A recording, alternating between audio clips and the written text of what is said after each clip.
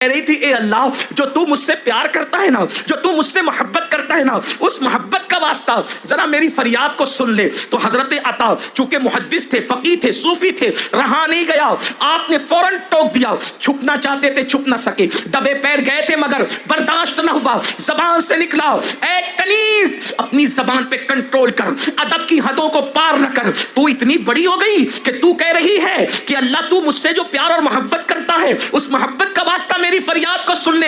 ارے نادان، یہ نہ بول بلکہ یہ بول کہ اللہ جو میں تجھ سے محبت کرتی ہوں اس کا واسطہ اللہ تجھ سے کب سے پیار کرنے لگا، تو کب سے اللہ کی محبوب ہو گئی۔ پتا ہے خدا کا محبوب کوئی یوں ہی نہیں بنتا، مقام محبوبیت کسی کو یوں ہی نہیں ملتا۔ اس پاگل کنیز کو جس کو لوگ پاگل سمجھ رہے تھے، حضرت عطا کی طرف دیکھا اور کہا عطا واللہ کی عزت کی قسم وہ مجھ سے پیار کرتا ہے، وہ مجھ سے پیار کرتا ہے، وہ مجھ سے پیار کرتا ہے۔ اور پھر فرمایا اگر پیار نہ کرتا تو دیکھا تو بستر پہ پڑا تھا، تجھے سلا دیا اور مجھے بستر سے اٹھا کر اپنی خدمت میں کھڑا کر لیا۔ اس سے بڑی محبت کی دلیل کیا ہو سکتی ہے؟ یہ جواب سن کر کے عطا خاموش ہو گئے۔ اے خاتون جنت کی کنیزو، اب پتا چلا خدا جس کو محبوب بناتا ہے اسے فجر میں بستر پہ پڑا نہیں رہنے دیتا، اس کو مصلی پہ کھڑا کر دیتا ہے۔ خدا جس کو محبوب بناتا ہے اسے پیٹ بھر کے کھانے نہیں دیتا، اسے روزوں کی توفیق عطا کرتا ہے۔ خدا جس سے پیار کرتا ہے اسے فضول بکواس کرنے نہیں دیتا،